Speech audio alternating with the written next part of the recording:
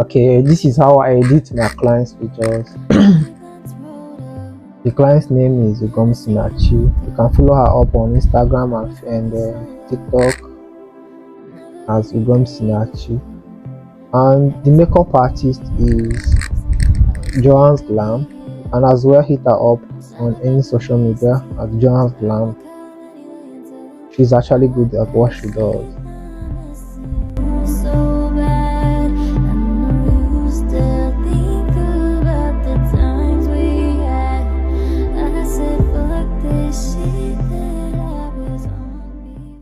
Now let's work on the frontal edges. Here you are going to select lasso tool and gently select out the parts that you want to fix. This might seem so odd though, but let's just check it and feel it. So maybe you should drop the opacity to 70 and try so that it will not show, or maybe something like 60 something or 70. Let's check it. Oh yeah, I think that worked very good.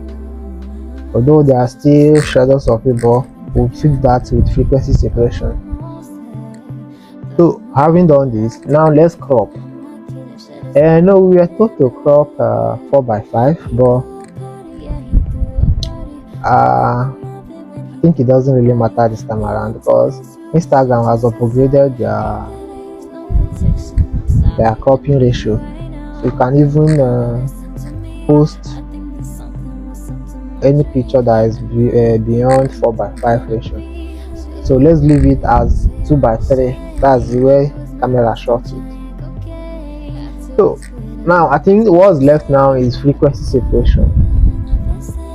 Doing frequency separation on the face will not be much because it's not be hard because the makeup has already done a lot. Meanwhile, I have many actions here that I've saved, so it's good you save actions. Maybe in my next class I'll tell you how I do my frequency separation from the beginning to the end. But as it stands now, let me just use the action I've saved. So my weight is 15. I guess they do this weight to maybe 10 or 11. 10 will be okay. So it will not look so artificial. And load 65 mix 70. Anything can work for you. Just do the one that works for you. There is no exact ratio you could use for all these parameters. You can use some will use more than that and still work for them. Some that use a research academy use below that and still work for them, but specifically it works for me. So let's start. You select your mixer brush and keep the brush size equivalent to the part that you want to brush. Just keep it a reasonable size. Yes, then you romance the face, or it work on the face rather. Mind you, guys hide the high frequency before you start brushing. So this is how we do. You brush highlights to highlight, shadows to shadows. Don't mix highlights and shadows so that you not get a fringe effect on the face. Highlight to highlight, shadows to shadows. So it's going to take a while.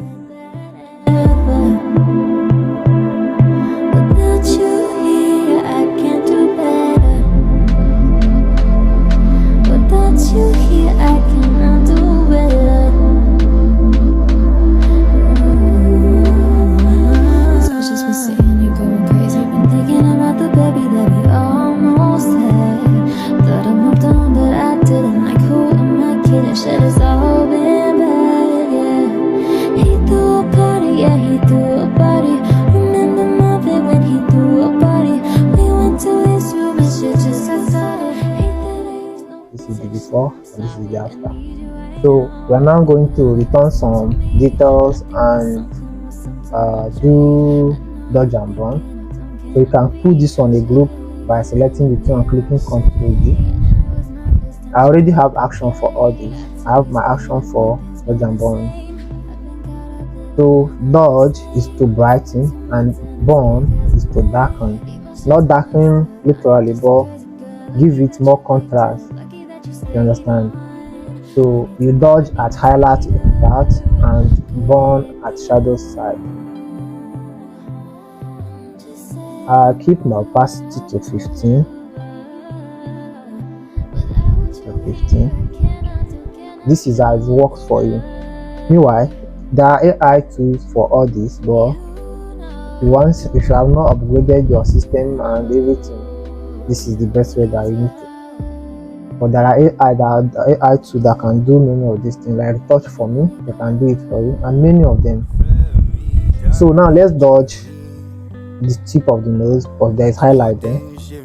Just you use only normal brush and do that. And side of the cheek, don't make it look so weird, just do it gently. Then the forehead side, I know it's doing like nothing is happening, but I'll show you the before and after. You see you see that a lot has been done. So we are burning the highlight part. Okay, let me brighten the hand with what I'm doing. I think I didn't use reflector for this particular picture. That's why the neck part is a bit dark, but the picture is not bad. I know. So those highlights. Then coming to burn, we burn are those shadows.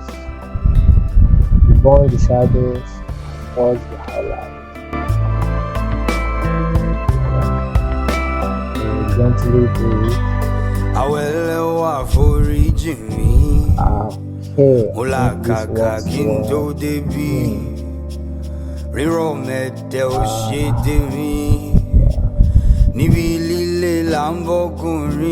Okay, I'm going to show you the before and after, but before that, let's put it in one group. Select the group and click Ctrl. You see, this is the before and after. You see, a lot has been done. So after having done this part, the next part is to return the details. This is how I do mine. I'll run my frequency separation and remove the low frequency. So something has been done. You might not see the thing, so just take a look. Before and after, before and after. And as well, I used 4.0 aperture. That's why this tip of the nose is kind of blurry, and some parts of the face is focused and not focused.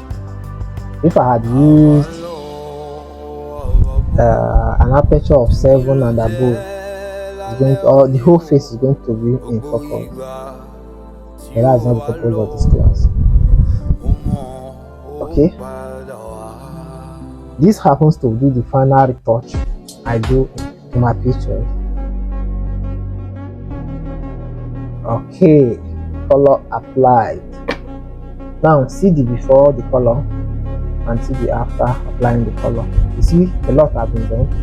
So see another color that I have. So you now choose the one that you want to buy. I'll now remove this one and apply the second color. See the second color.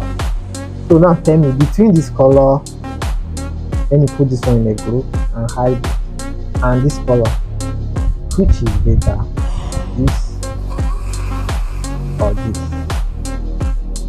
Don't tell me they are the same, because they are not the same. Thank you very much for listening and for watching. In our next class, we are going to do more on color grading in Camera Raw. Thank you.